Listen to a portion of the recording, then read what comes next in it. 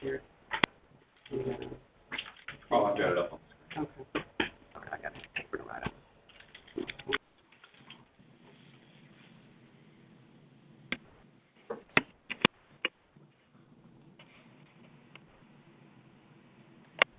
Good morning.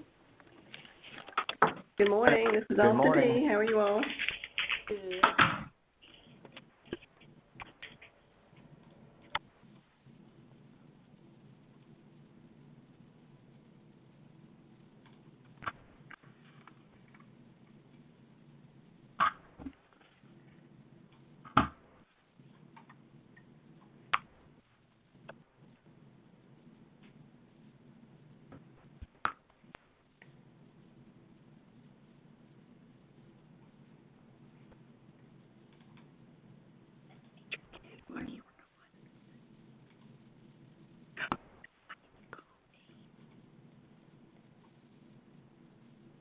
Gotcha. Okay.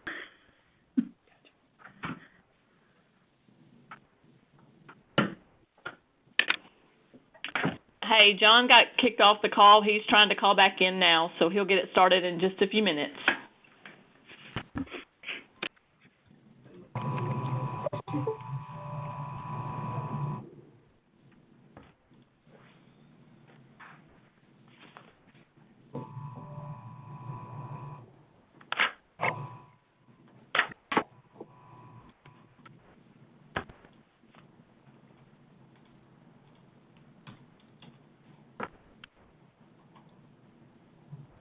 Hello?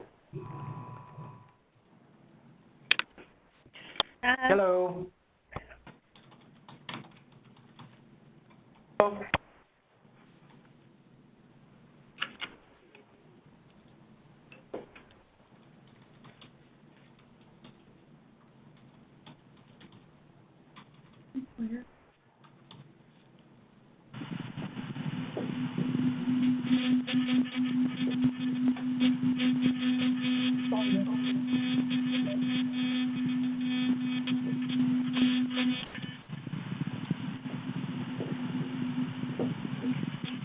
Okay, everyone, can you hear me now?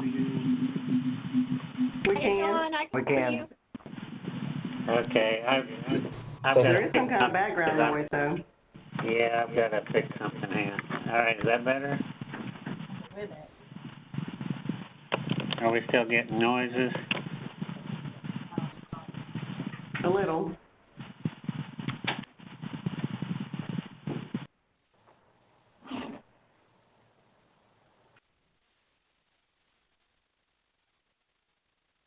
Okay.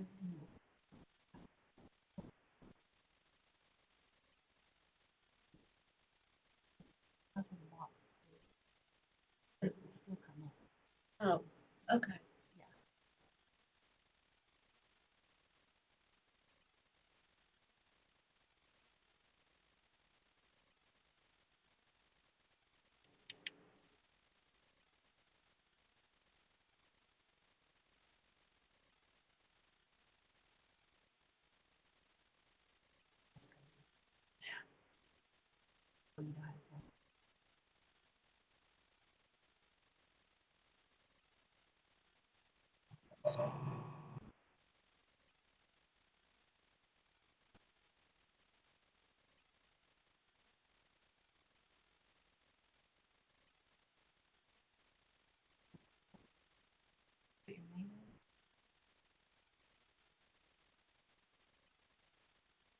Yeah, I see you.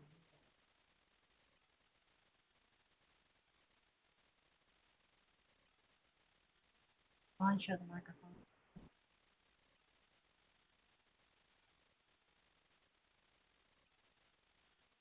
Hi, everyone. This is Reed. Can you hear me? Yes. We can. If you want, I can go ahead and do roll call, unless you want to wait on John to join the world of audio again. Yeah, he's muted. There we go.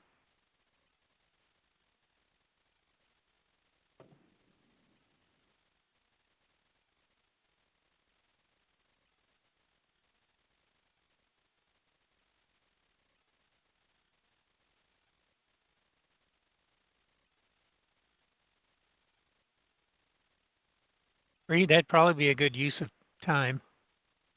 Okay, Technical Superior Cleveland, anybody on for your team?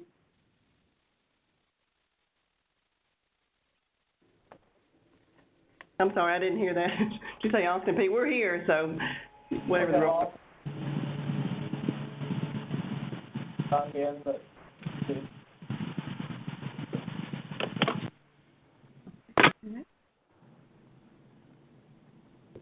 Columbia, anybody on for you guys? Yes, we're here. Thank you. All right.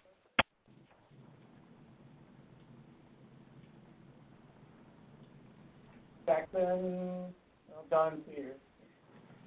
Potlow, Montless here. thank you. Nashville,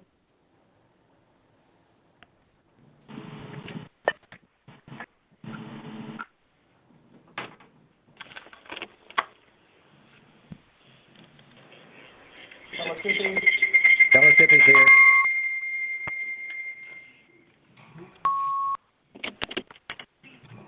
Did you hear me, Reed?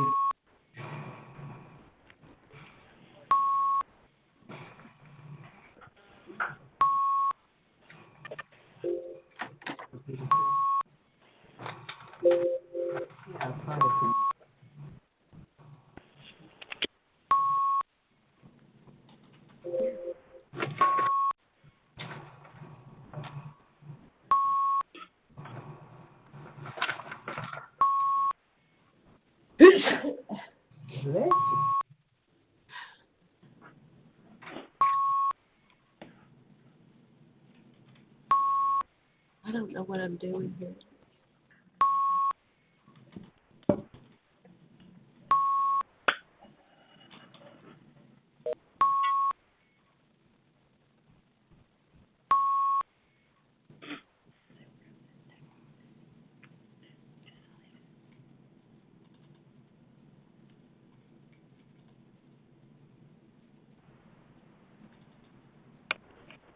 Can anybody hear this?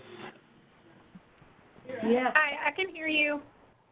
Okay, this is Adam at Jackson State. We're still trying to figure out these technical difficulties.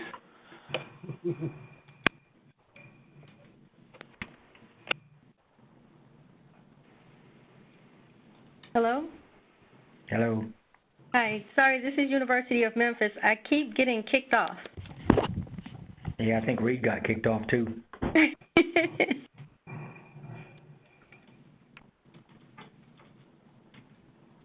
John. Reed, I'm giving up on roll call.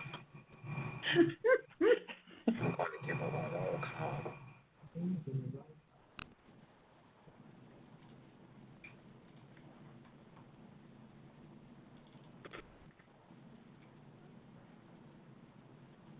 People as they join and perhaps do a final call at the end.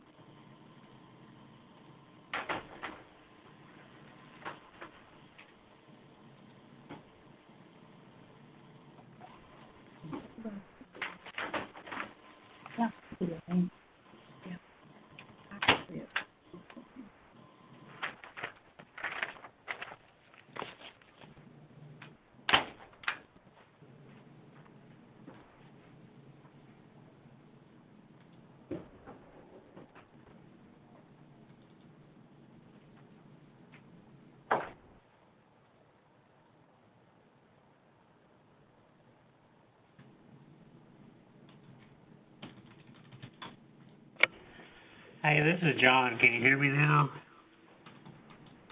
Yes. Yes, sir. Okay, I don't know what's going on with my machine. I was when I logged in early to the admissions folks, I was fine, but then I think the whole WebEx got shut down, and so I don't know how many people are actually on the call. But is the audio okay for everyone else? Yes. I can hear, yes. Okay. So far. I've got mine. Okay, so I'm in one of my colleagues' office, so I may have to try to work this a little bit differently. Because I don't think I can control the board through his login. So, Jonathan Button said he was gonna be on the call late, and, I'm not sure. Heather, are you on the call? Yeah, I'm here. Okay. As far as the video, And John, I was able to join the call. oh, okay, good. I can make whoever presenter that needs to show. If you're wanting to show anything on the screen, John, do you want me to make you presenter? Well, or if you could just put the agenda out there for everybody. Okay, let me see.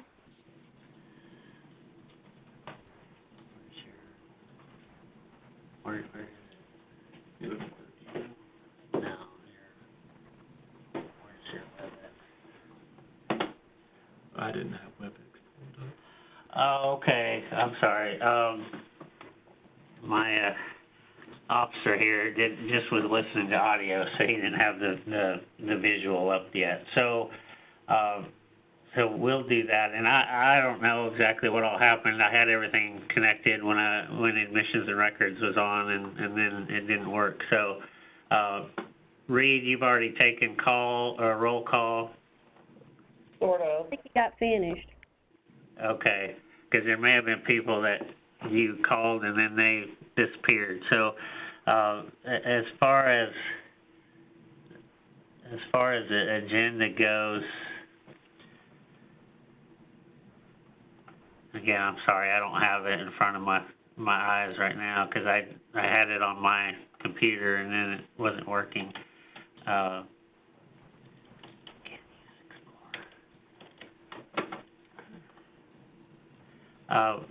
Reed, can you go ahead and whatever the next item is, can you go ahead and go to that and I'll get my technical difficulties resolved? Okay, looks like for old business, we were picking up a discussion about training topics, potentially training topics. Is there any other input on that? I don't know, Dean, if you want to chime in with anything you may have gotten feedback from other tools.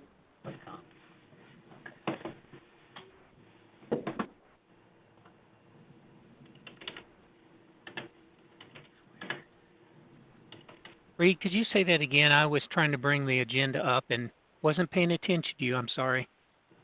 Not a problem. It happens a lot. The old business is the financial aid training topics, and I didn't know if you got any feedback from any of the schools, or if there was additional discussion about that. Yeah, I can.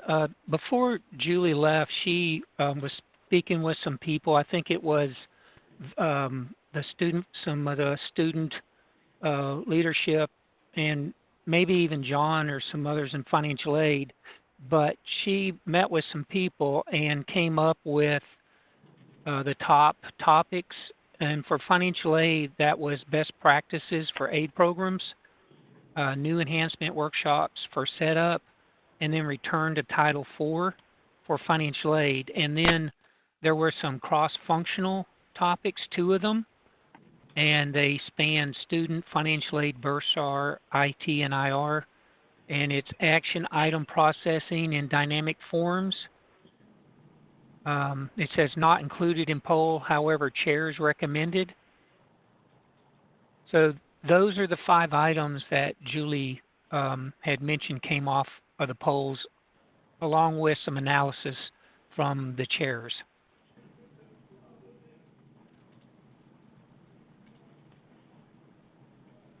And so for us to move forward with those for financial aid, the number 1 was best practices for aid programs. And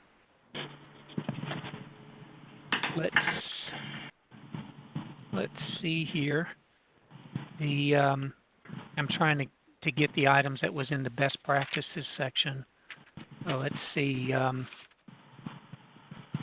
Well, it doesn't really go into any. I was looking at some old emails. Any detail on what area the best practices are for? But if we could come up with enough to go over in a day session, we could, and come up with a presenter for those, we could move forward on it.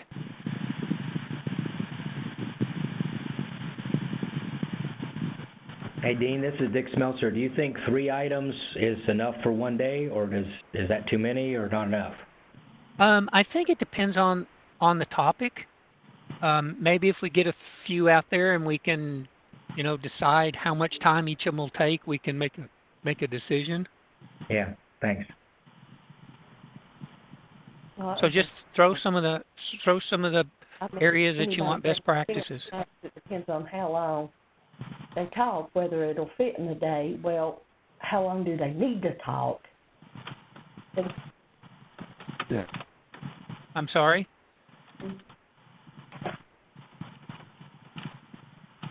The last person that just talked, I just heard part of that.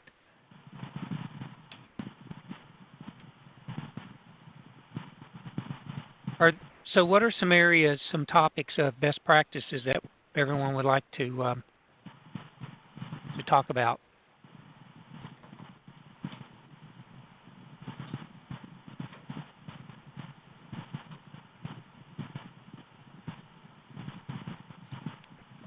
I think on our polls we had a couple of them, didn't we? Let's.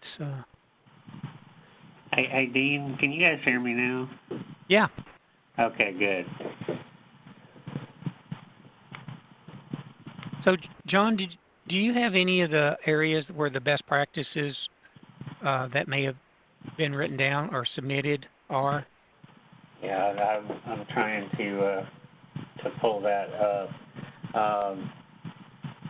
I wonder if y'all would be okay. I know this is, and I'm sorry, this has really been an unusual call, so I apologize. But Dean, would you be able to just go down to functional topics, and then we'll come back to this training, and I'll do some multitasking and oh, sure.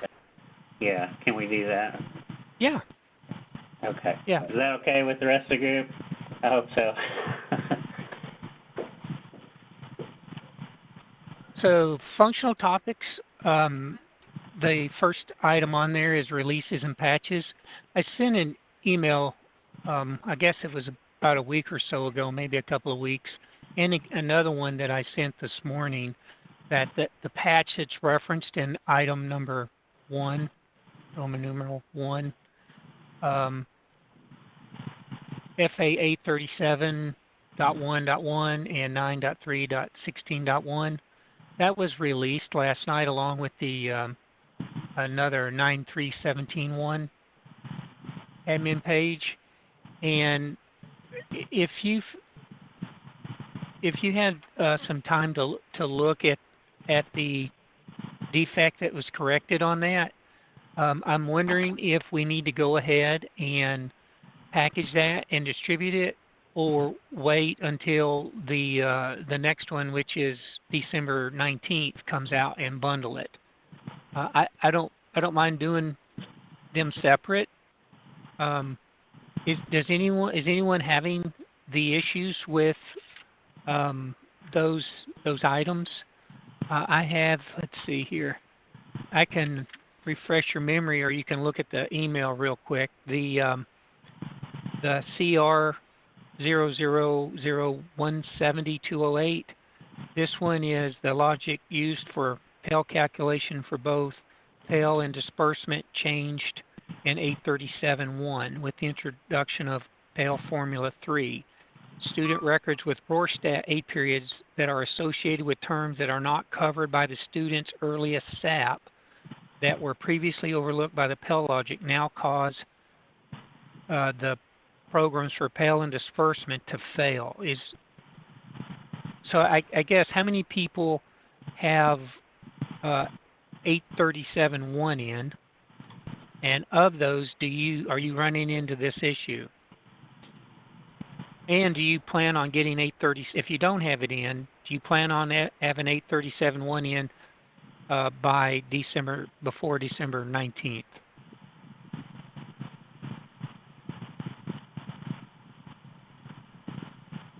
Hey, Yeah.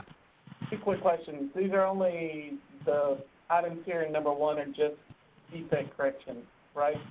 Yes. 837 only dealing, is it only the new year release? Or is it stuff that goes backwards as well?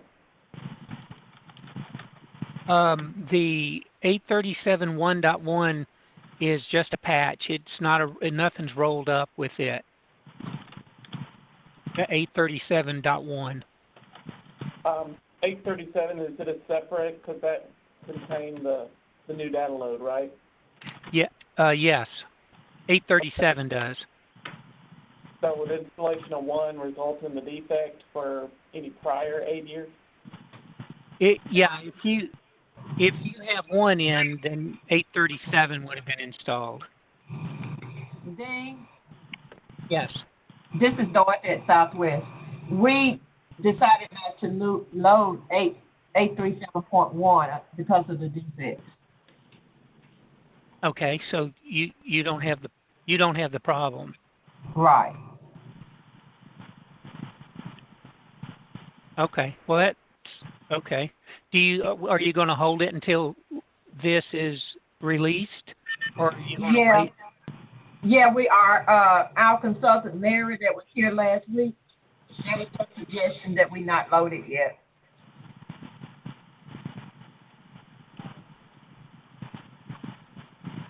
Dean, this is Walter State. We already have the 8.37.1 loaded. They did that on Saturday, but I've not seen this issue that I'm aware of. But I would like to fix it as soon as possible. I'm afraid that when we go to spring summer terms, that may make the issue present. Right. And that's always a possibility. Do you have students that do not have SAP codes? It's possible. I mean, if they have a SAP code of new, would that still be okay? As long as as long as they have a SAP code. Okay, then we should be okay then. They have at least something. Yeah. I can go ahead and package this up. It's fairly small. It's not going to. It's just another thing that'll need to be installed and tested when you get it, instead of just it all going through at once. But if everyone would be more comfortable with that, I have no problem doing that. I would like that because I'm thinking maybe somebody that's readmit might go into that. If they don't have a current SAP set. Okay. And I'm sure no one else has a issue with that, right? Okay, so I'll just go ahead and package this up and send it out. So that covers the really the first 2 items, the 2 defects there, and the second item is the 837.2, which is transfer monitoring and defect corrections, another defect that's going to be corrected in that patch. So that comes out in December. And the next item after that is the announcement that the college financing plan is pushed out to March. Has anyone thought about the impact of that? I know there's been some communication / concern from other schools across the nation that had mentioned that this college financing plan has to be pushed out whenever they send the award letters, and they plan on doing that before March. I don't know what the outcome of that conversation was, but do others have that same concern?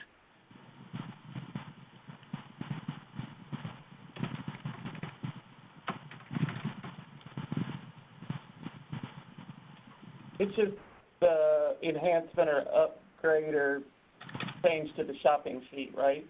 Correct.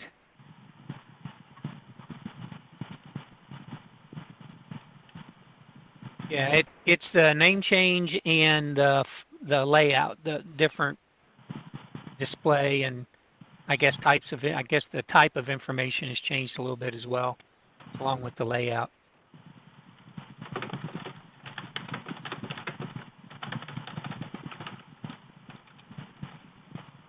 Well, if you're monitoring communities, you'll see some threads in there. I haven't seen anything today or yesterday, but I think earlier in the week there were a couple threads that brought that up. So you may want to think about that. So those are the releases. Is there anything, other comments or questions on the Lucian releases? Dean, this is Dick Smeltzer. We were just wondering, what's your final decision? Are you going to release them to us, or how does I am. possible? Okay. Yeah, I'll get them started as soon as I can. Get them in the packaging cycle and get them QA'd and sent out. Okay. All right. Thank you. So they should be out within 2 weeks. I'm hoping a lot sooner than that, but that's usually the most it ever takes.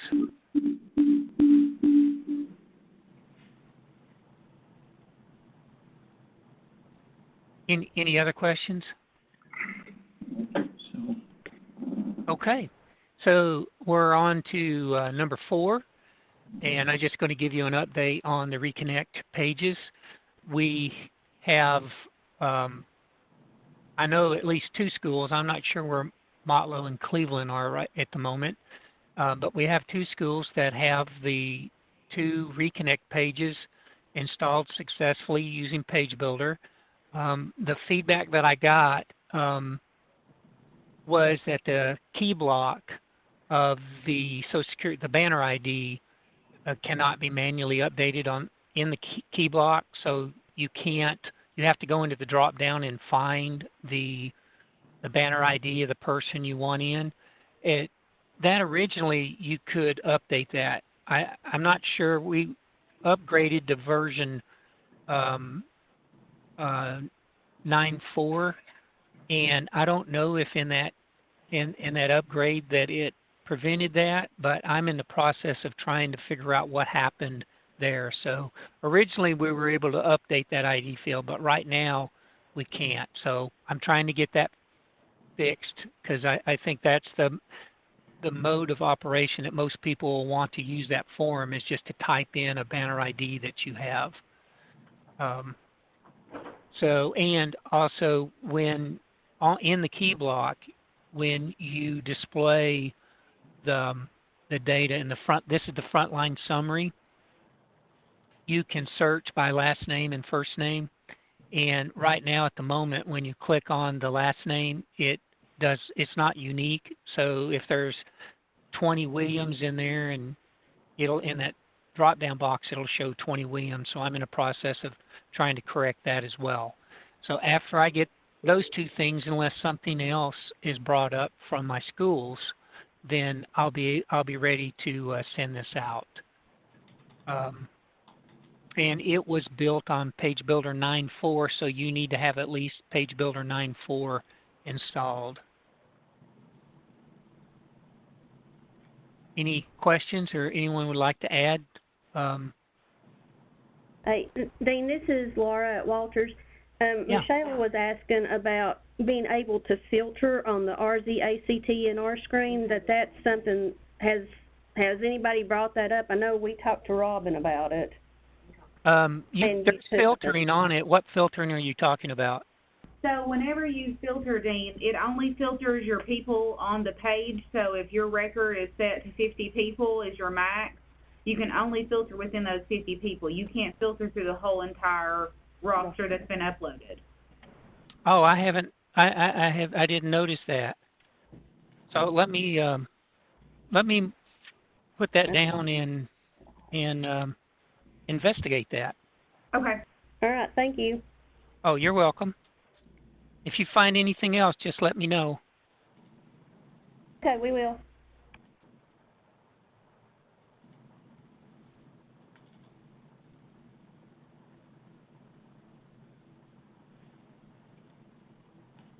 Okay, thank you for letting me take some notes there.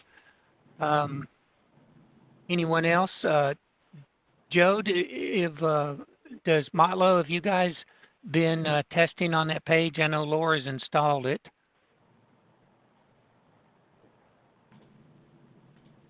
Which, the RZA CTNR page?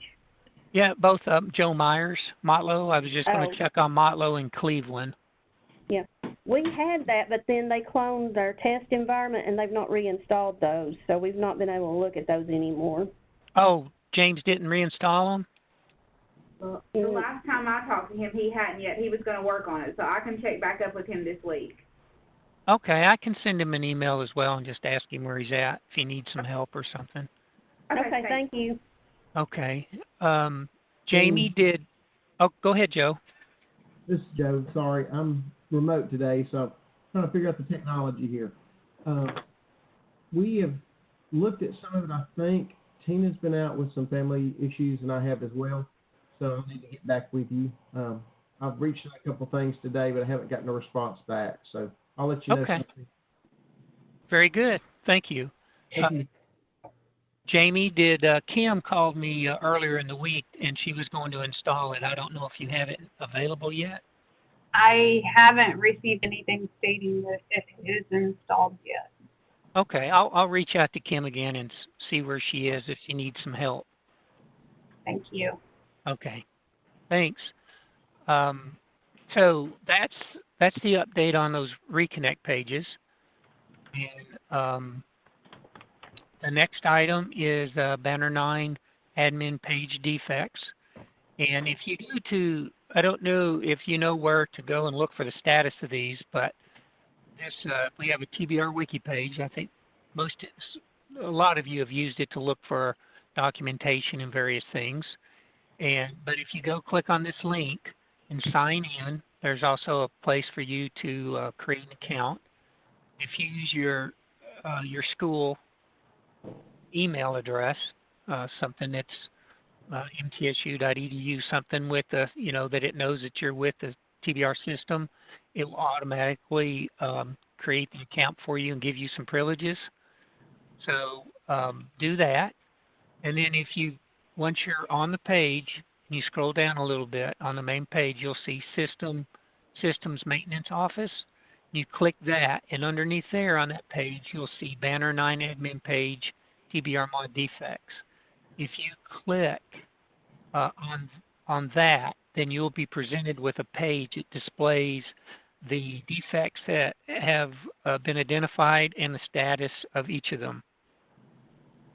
So that's a place for you to do it. I will give you a quick update on the 3 that are listed here for financial aid. The defects have all been corrected, but unfortunately, the fixes injected some other issues with them, so we're in the process of correcting those right now. And if you went out on that wiki, you'll see those comments and also the new defects. Any comments or questions on the admin pages?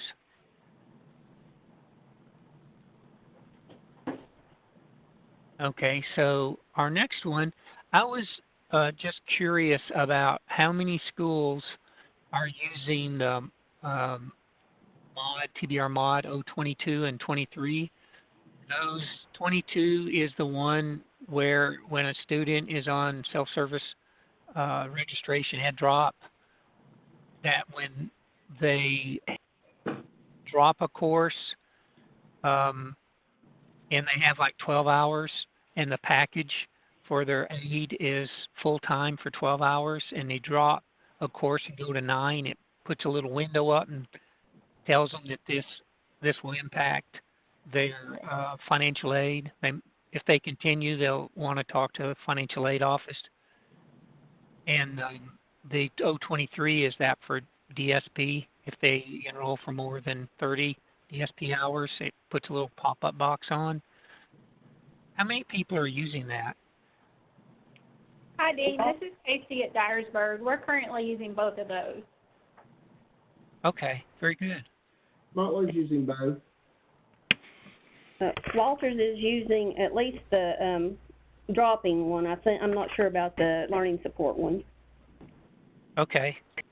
U of M use 22. Ball State's using the dropping. Okay. President Chat State has been using both since we last had this discussion. MTSU is using the dropping, not the remedial developmental. Run State is using the dropping one, not the developmental. U of M uses 22, not 23. Thank you. Very good.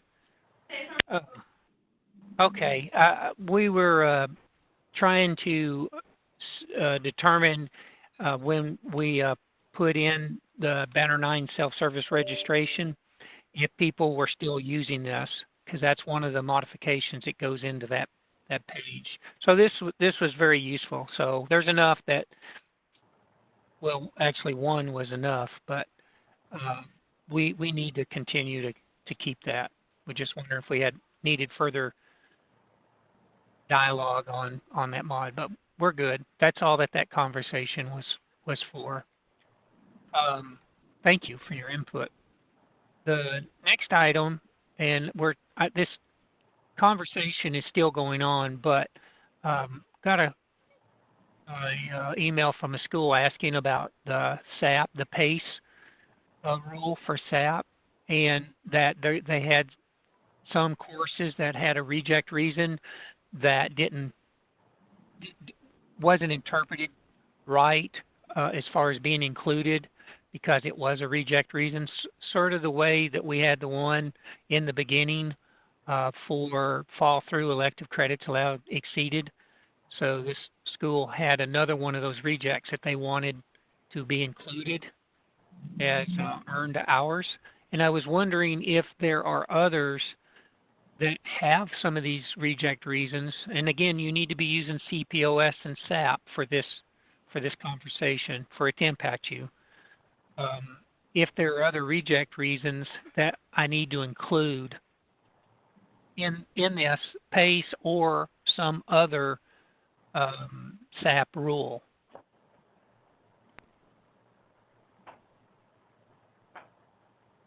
Is anyone doing any other testing or using these that you found some glitches that you need to correct?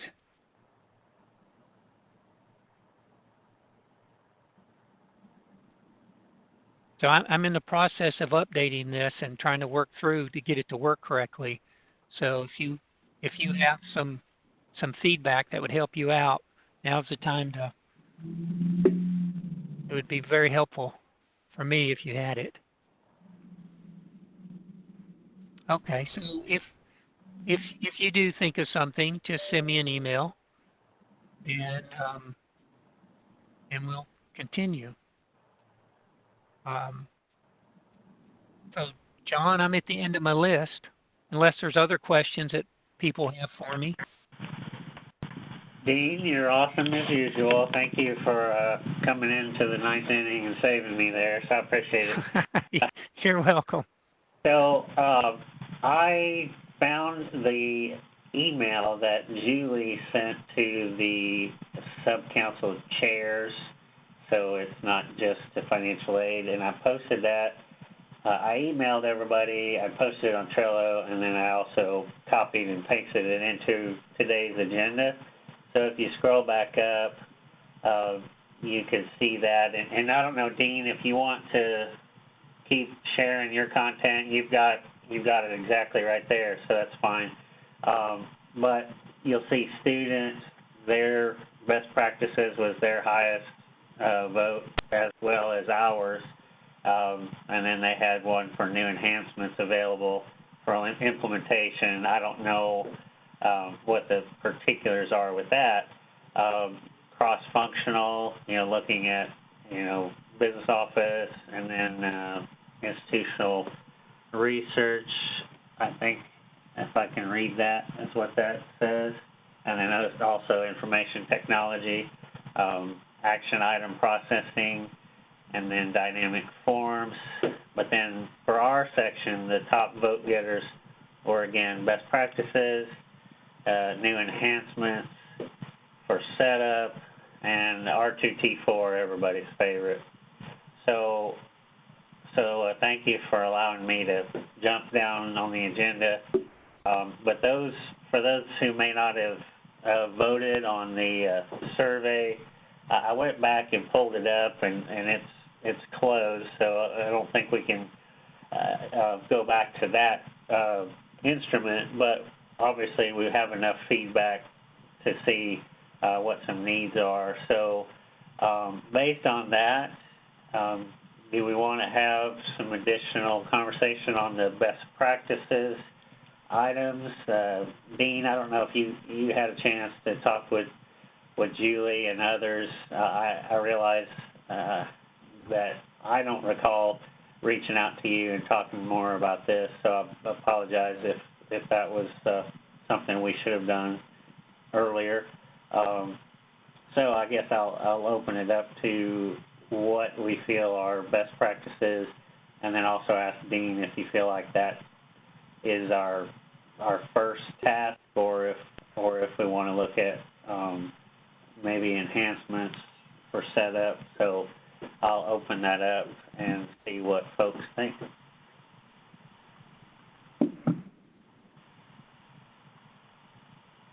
John, this is Donna at Ball State.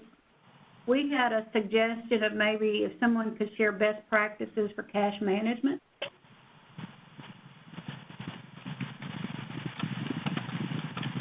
So that would actually be a cross-functional, right? Potentially, with the business office folks? Yes. Yes, it would. Okay. Well, for now, I typed it in the agenda under financial aid best practices. Good, thanks. What else do we have?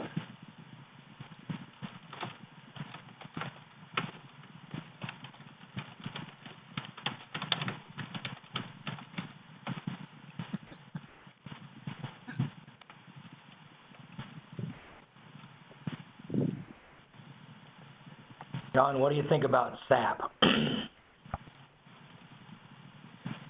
I think that's, SAP is as a topic, I mean, not your opinion about SAP. I just want yeah.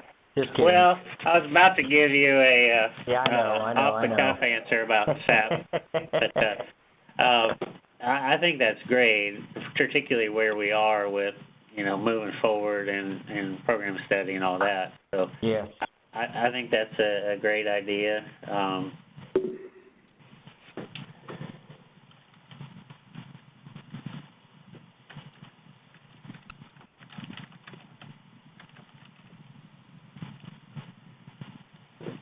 John, do you think they'd be interested or any interest in looking at automation within Banner? I know some schools are different. Some may use Automic or not. Some may do automatic packaging or not, things like that. Yeah, and I was trying to go back to our the Survey Monkey or whatever it was and pull that back up to see what other topics were discussed, because the bullet that we have there for, was it new enhancements, workshop for setup, I've slept since then, so I don't recall the particulars under what that's referring to. So I think when we talked about best practices, obviously that was pretty broad, but yeah, definitely automation. We at Jackson State, we're starting the process of dynamic forms, and I know Reed, you, and I know Jamie and Casey and others have been using that a while. But again, every shop is different IT folks and different administration, and so one initiative may go through fairly quickly and easily at one institution, but others may get blocked on that and say, oh no, we're using something else and we don't want to invest time into that. So yeah, anything with automation, I feel like that's almost a category in itself, and then we could bullet underneath that. So Anybody else on the automation? What other, maybe more specific thoughts on that? Well, Walters would like to look at setting up federal work study in Banner. Is that under automation, or would that be under something else? Yeah, and I guess right now we don't necessarily, it doesn't necessarily matter where we house it, if, you know, because I know we talked about that, and the last time I talked to Julie, you know, we tried to narrow it down to, you know, 3 different topics, you know, to start with, and then build on that later. So I almost feel like we're trying to refresh our conversation from the last time, which is okay. I mean, I know all of us have a few things that are going on since the last meeting. So, yeah, I remember that was definitely one of them. Hey, Laura and John, I might suggest making the federal work study its own thing, since that kind of leads to some other issues, since that's, you know, an audit concern, and, you know, there's some other technology that can be involved with federal work study as well. Sounds good to me. Also, I'll do a plug-in for the SASFA conference in February. There is going to be either a roundtable discussion or like an Ask the Expert type session with specifically for federal work study and kind of some best practices or tips and tricks, if anybody's able to go to Virginia in February. Yeah, I think I know somebody who's on that panel.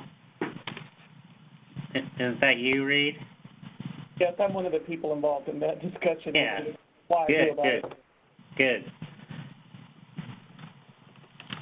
And, well, there's 4 topics, and I think 4 good ones. We just need to decide which ones we want to do and try to get some presenters to take them on and find a time to schedule them. Well, and Dean, like what Dick said, you know, are we going to be able to package it with 2 or 3 topics into one day? And then I guess I would throw out our conversation we had is, you know, initially, are we just looking at, you know, meeting at TBR and just having this one session at TBR and you know, the West and the East folks would drive in, because I know at one point we talked about regional, you know, but that would put Dean, you traveling, but I don't know, for our first training session, do y'all think we should do one just centrally there in Nashville and then try to build on that and then determine if we need to or can facilitate, you know, West, East, and Middle?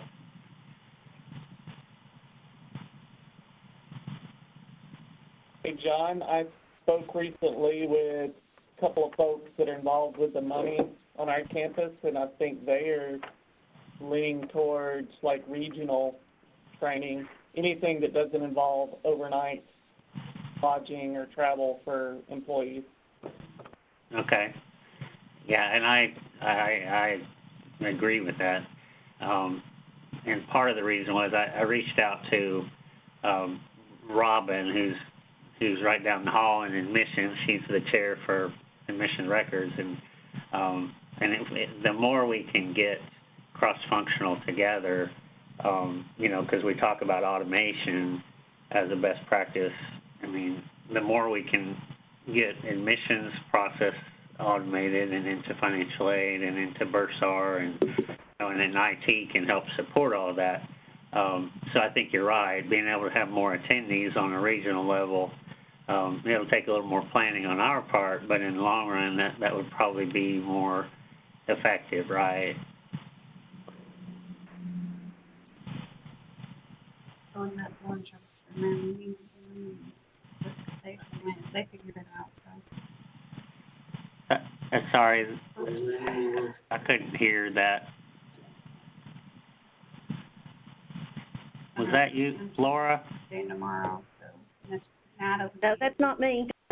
Oh, well, whoever it is, I can't hear you. I don't know if anyone else can hear you. Can you get closer to your audio device?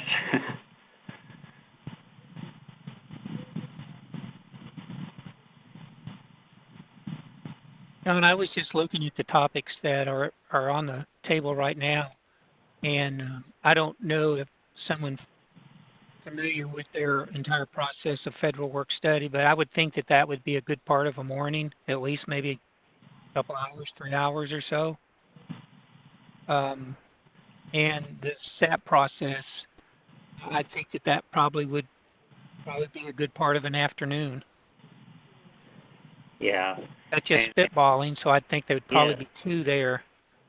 Yeah, and I agree. And Reed, would you see perhaps trying to host that after SASPA because you would have more feedback for our presentation, or would you see timing be better to do it before SASPA? Well, since it's so early in February, and, we've got the quarterly meeting coming up at the end of February, I would probably be just reasonable to push after that, just so that preparations. Yeah, that's what I was thinking. So, okay, Dean. I mean, obviously we've got more folks out there. Would love to hear from you now. Be great. But I think Dean's got a great suggestion about grabbing 2 topics and putting those into a day. So Dean, with the regional setup, so you would be fine with that if we tried to plan some dates around, I don't know, if depending on how much time we need, obviously with spring census and then getting on into the term and then into our quarterly. I don't know that we would want, for budgeting or time constraints, we wouldn't want to have it too close, I assume, to our in-person quarterly. Is that correct? What do y'all think?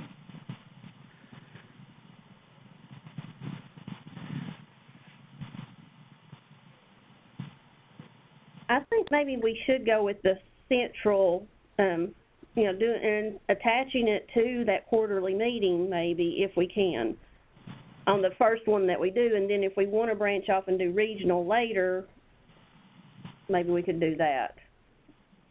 But otherwise, we're going to have this training 3 different times for each region. Yeah.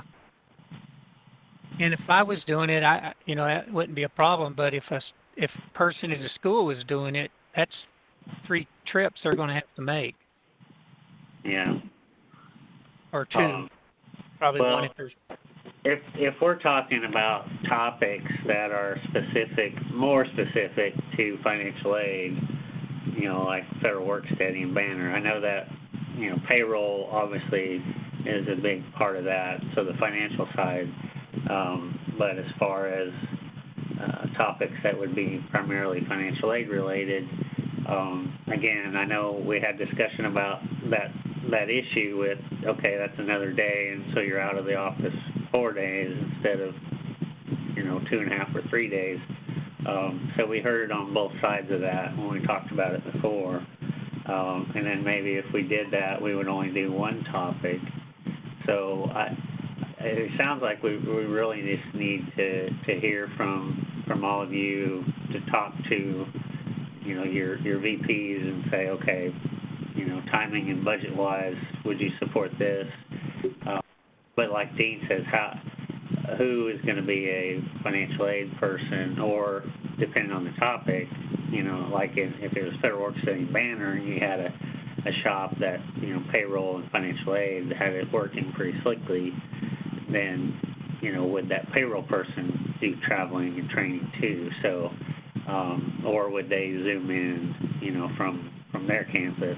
So there's lots of things to consider versus regional versus central.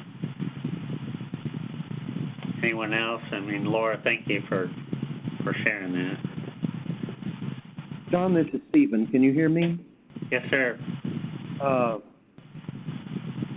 It's selfish, since I'm in Middle Tennessee, to say, hey, let's just centralize them all at the board or that type thing. I would miss benefiting from the discussion of other colleagues if they were regional. I would only be having feedback, if you would, from the Middle Tennessee group or something of that nature, and I value the feedback from all of you. And so, I'm not, and when you think about the coordination of if this is cross-functional, others having to travel and all of that, there's not a ability to try to coordinate all this through a WebEx or something of that nature, to where the slideshow's sent out in advance and whatever, but to where you wouldn't have to travel, any of us, and you could have better cross-representation as necessary, on campus to easier coordinate. So, Stephen, let me ask this, and thank you for that. Let's say it was presented at TVR, but it was zoomed out so that all 3 locations, if regionally, let's say everybody in West Tennessee would want to come to Jackson, and we would be in one room watching the Zoom, and the same thing, in East Tennessee, if the group gathered there, so you could have that in-person smaller group, but yet at the same time everybody's hearing the same training and being able to talk real time. Is that kind of what you're thinking? Right. To where it's we're all hearing what the feedback is from everyone. It's just not isolated to 3 separate groups, and I didn't benefit from 2 of the meetings. Okay. Thank you, Stephen. Who else was?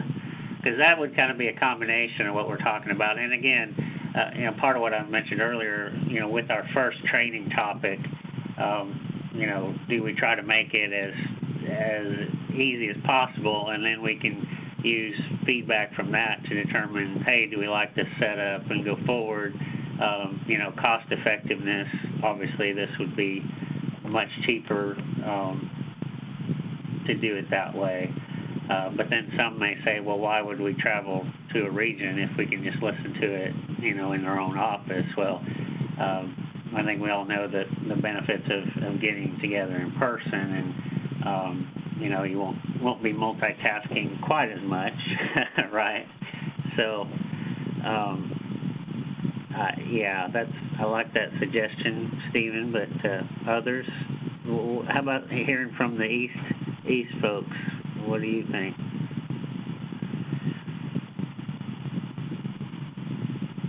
The suggestion sounds good too. But I'm like him. I want to hear from everybody. Yeah.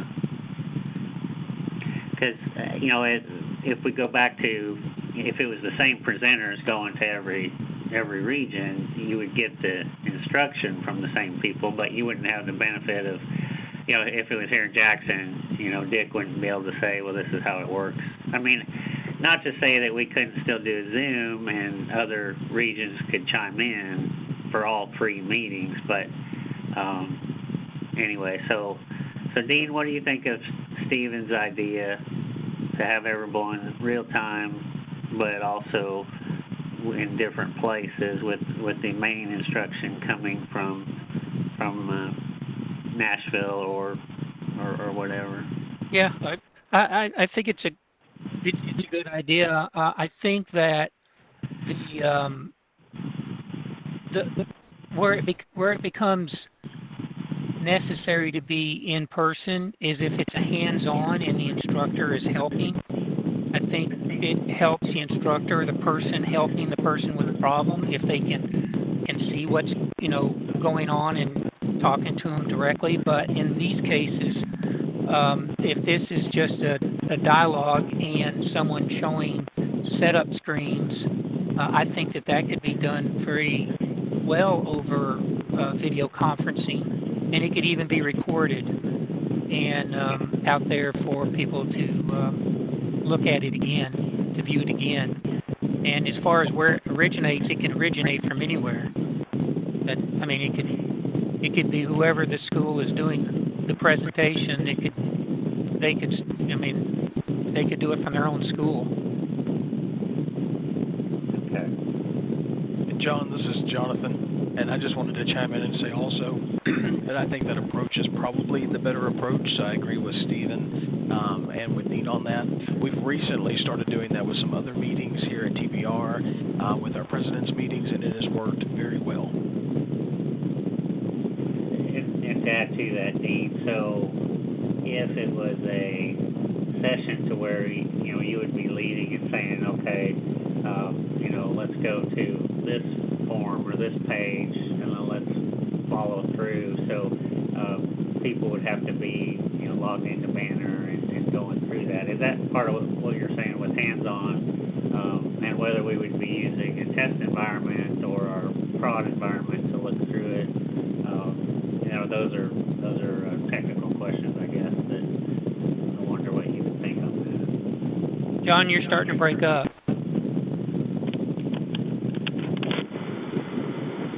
Okay, is that better? Yes.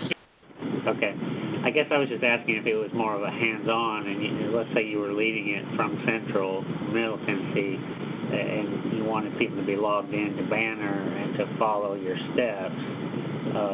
That's where you're saying it might be a little bit harder to be on the remote end, whereas if you were at TBR and you had your PCs, you could be following and you could walk around and say, oh, okay, do this. Is that kind of what you're saying with the hands-on? Yeah, and even more specific, I'll be more specific, and maybe financial aid, we wouldn't be into that. Just following setup screens wouldn't be that bad, but I'm thinking more like doing, and I'll go technical on you, like if you're doing page builder training, where you're building pages and doing things where you have to really pay attention to, you know, how the coding and stuff is, those can be done online, but I find it's much easier to do them in person as well.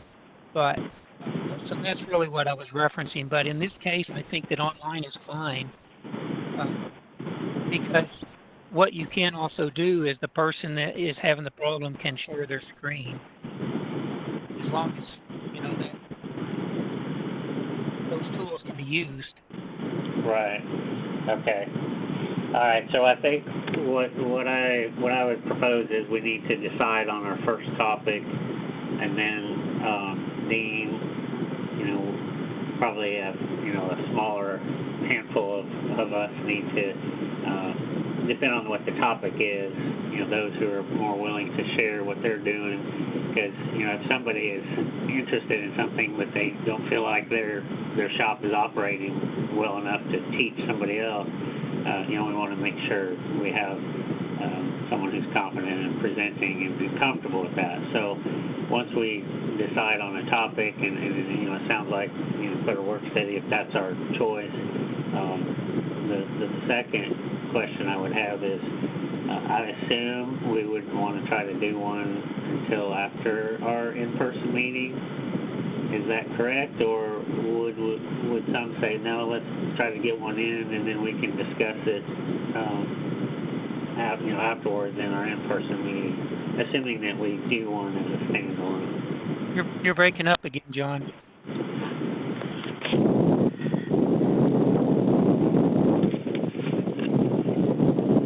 Okay. Let me try to summarize it. Can you hear me better now? A little better. I don't know what's going on. Today is Gremlin Day in technology. So decide on who might be our top 2 or 3 presenters for a particular topic, and then the format, you know, the day. If we just do one topic, maybe we can do a morning or an afternoon only to start with, and try not to tackle 2 topics in one day for the first time. And then I know there was the suggestion about attaching it to our in-person meeting. So let me just get one last question maybe about that, and I hope you're hearing me now. Yeah, we can hear you. Okay, good.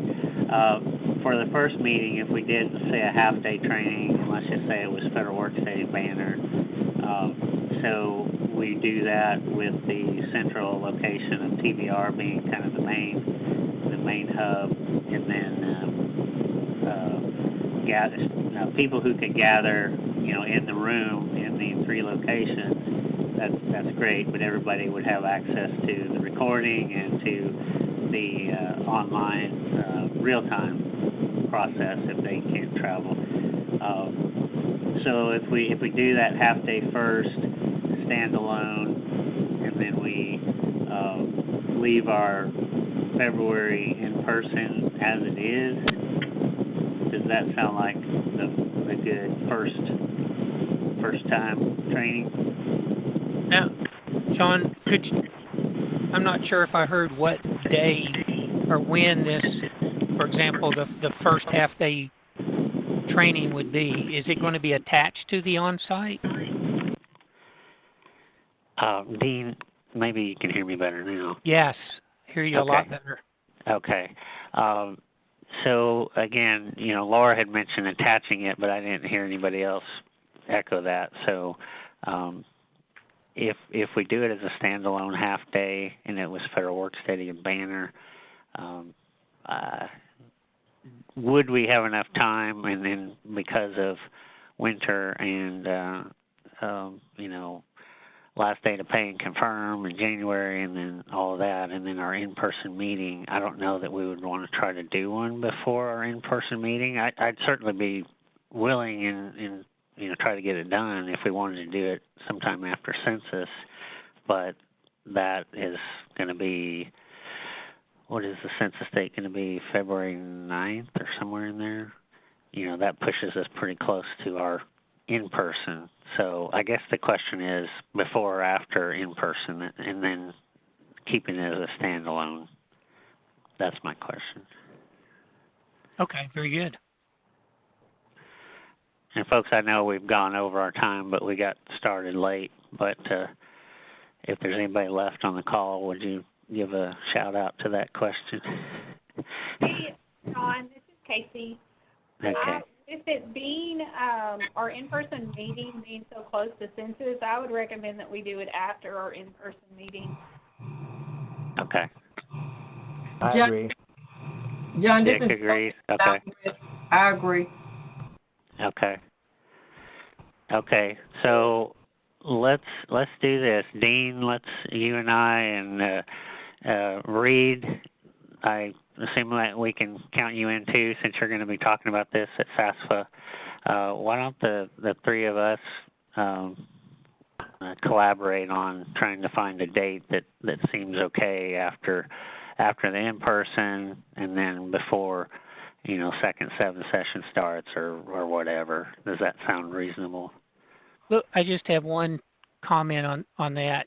If someone would like to do the session, I don't know if Reed's going to do it or the three of us are going to do it, but if someone else would like to do it, I think they need to be a part of setting a date as well. Jacob Moore from Pellissippi State. Okay. What do you think, Dick? What did I just volunteer for? Yeah. To do a session? Yeah, Federal Workstudy and Banner. Okay. Yeah, I'll be able to. Yeah, as long as I'm collaborating with another person or two. Yeah, because you have Jacob and I forget the gal's name that was already working on that. Right, Anisha. Mm-hmm. Yes, yeah. yes. Yeah, and we've enhanced some things. So yeah, if we're talking about best practices, I'm willing to submit ours. Yeah. Okay. See how easy that was, Dean? Yeah, that was good. Good job. Okay. Anybody else? Voluntold, right? I was voluntold. Yeah. Yeah. I'm cool. So, thanks. All right, so Dick and Reed and myself and Dean. Okay, so we'll collaborate, come up with a tentative date or two, and then try to work from that. I mean, once we set a date and a topic, then we can figure out the rest. Okay. I'm telling you, I think we scoured the training topics. So,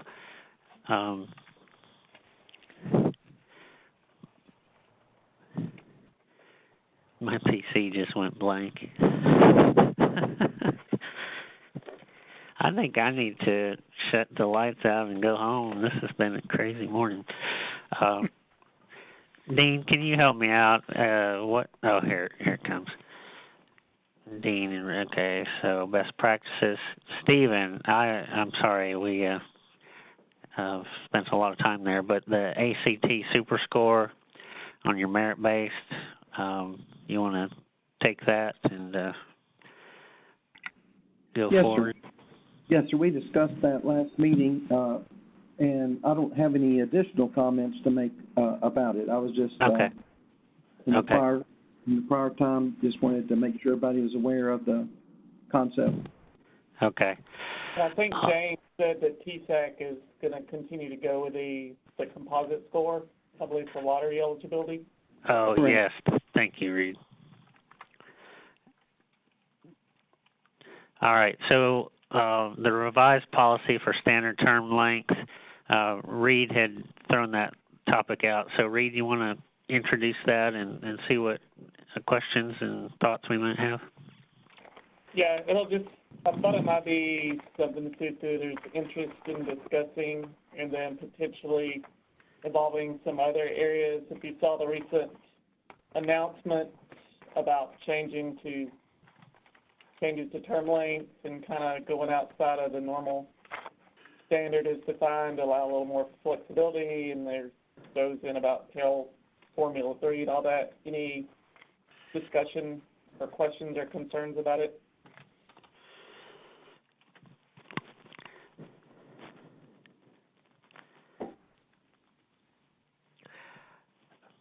I mean, just from the initial reading that I did, it should help those of us that are doing winter terms attached to spring terms and, May semesters attached to summer semesters. So that was my take on it. So I don't know if anybody else. Really good Q&A that was attached to the ISAP announcement. And it goes into some specifics about direct loan periods and, B-Bay versus SAY and all that kind of thing. So that may answer a lot of questions. Yeah. I think this came to my attention because I know our VP of Academic Affairs is a big proponent of, accelerated pathways for degree programs. So if they were looking at something, say, for our adult learners to have, say, 3 7-week terms within the fall, that may fall outside the standard 15 week, but it would be allowable under this new definition where it could be anything from 14 to 21 weeks long, and there's not necessarily the 2-week limitations on before or outside the start or end dates of the term. Other campuses may encounter that on the academic side. Where it gets confusing, this is Stephen, MTSU, is like if you have that long intersession and you define since we can have a range of 14 to 21 weeks, if you called your full term to include the intersession, then my understanding is that would make what you're currently calling a full term, which would be 99% of your classes, a part of term. And so implications on, that in effect becomes a module. What you're now calling a standard term of 15 weeks or whatever, now all of a sudden that's a module within your fuller term. And, you got the implications on RTT4 and all of that. Yeah, and I think part of that. Can you all hear me? This is Donna. Oh, go ahead, Donna. I'm sorry, I thought y'all were ignoring me at first, but I think you might have been, but I couldn't. I don't think you can hear me earlier. Stephen, are you talking about your wintermester, that you all have? Right. If you define that not as an intersession outside standard term, but if you said, heck, since we can go 14 to 21, the 21 would even include the intersession, that's your full term, and as opposed to an intersession. And so that would make what your 99% of your coursework is a part of term, my understanding. But if you're still considering your wintermester or winter to whatever you want to call it an intersession, and then you're simply associating it with the prior term, fall, or the upcoming spring, and there would only be impact, if you will, on your intersession students because you might, for that group, define their loan period as a whatever mid-December through May. Otherwise, I think some schools, right or wrong, might not even disperse aid during intersession and say, hey, you're not going to get your money until the normal payment period for spring, and define it as the normal 15 or whatever week term. You know what I'm saying? Right. And think it through that way, since you're linking the intersession coursework credits to the spring. I'm not certain that's the right way of doing it. I'm saying I probably some do it that way, and they get paid as normal, as opposed to defining that as mid-December, whenever it is, early January through May for that group. But it gets complicated if you're going to call that, if you're going to build it in on STV term, which would be, inclusive of records and all of them, how you're defining that term. If you're going to include the intersession and the bulk of your students are not in it, they're in a modular session in their normal, what we call standard 15-week term now. Right. Okay. Yeah, we attach hours to it. We're not going to include hours, so. Okay. Thank you. One other question I would add or ask along that lines too is if you have a term that you're attaching, a mini term attaching to a full term, and let's say there's a 3-week break, for Christmas or New Year's and whatnot. My assumption and understanding is you'd still have to count the mini term plus the 3 weeks plus the full term, and they would still need to be under that 21-week gap or 21-week term. That's my impression, and then you'd have that break defined for R2T4 as well. Right. Exactly. Okay. Yeah, it certainly gets complicated, the intersessions do, but we don't currently have a break, an intercession between fall and spring, but they're really pushing and driving us to do so, and so, yeah, at least you have more options, but it does get confusing, and of course, defining it as Donna does as an intercession distinct from spring, then you've got to make sure they don't overlap.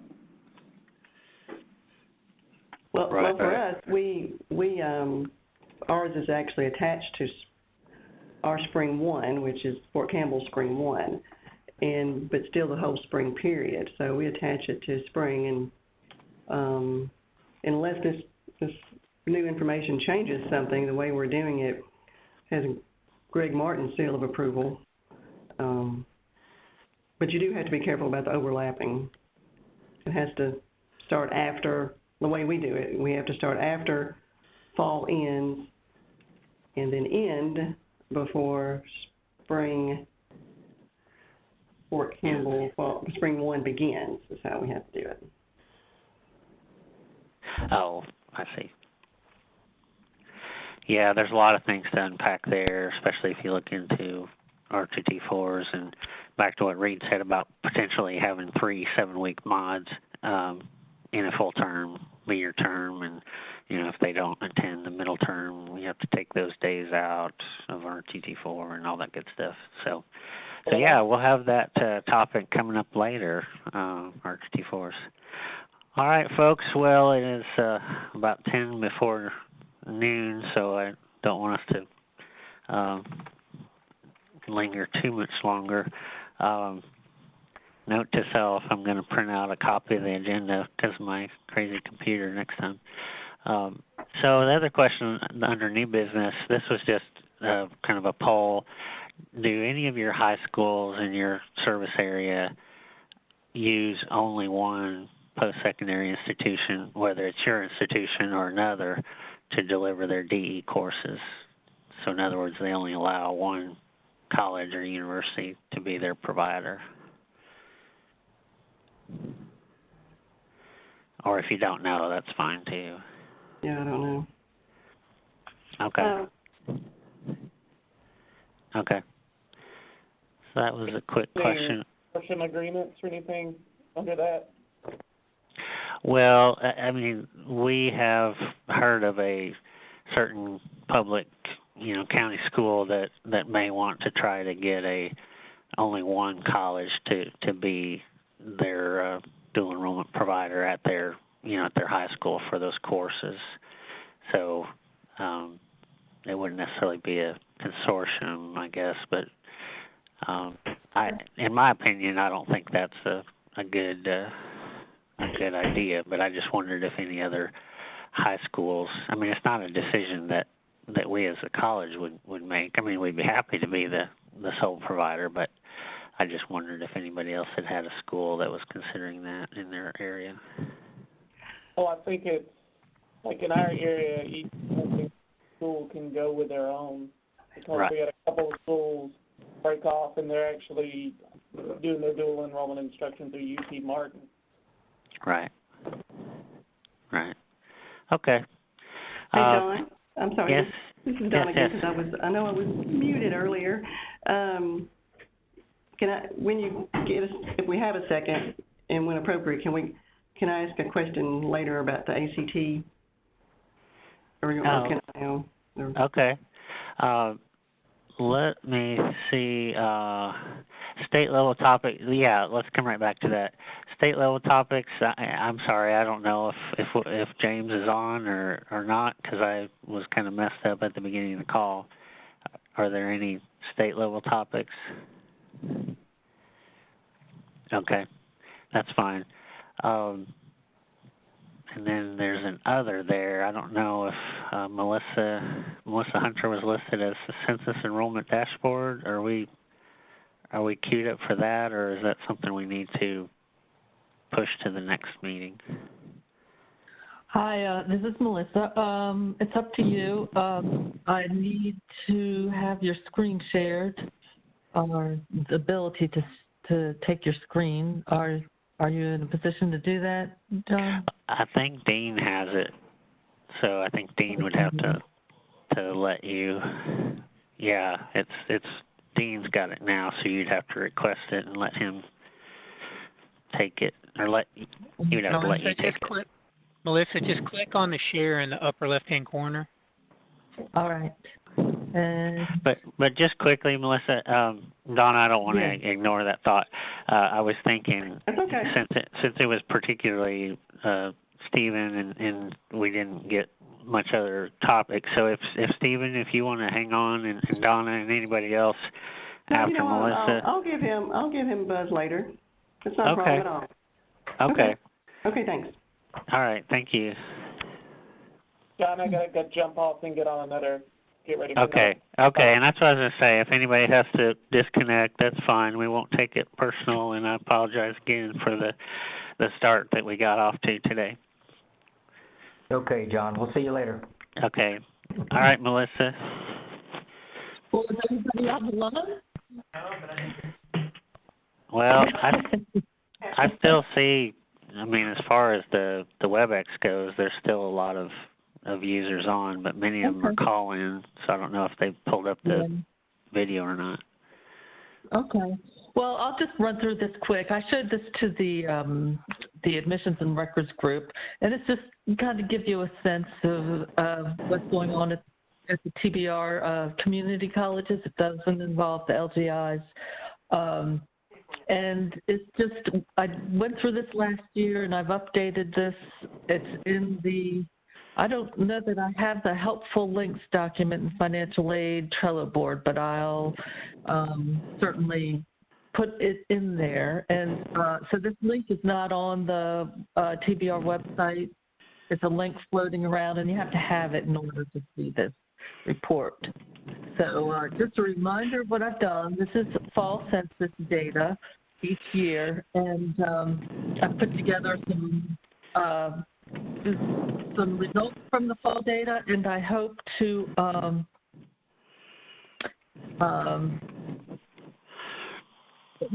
anyway, I won't go into that right now.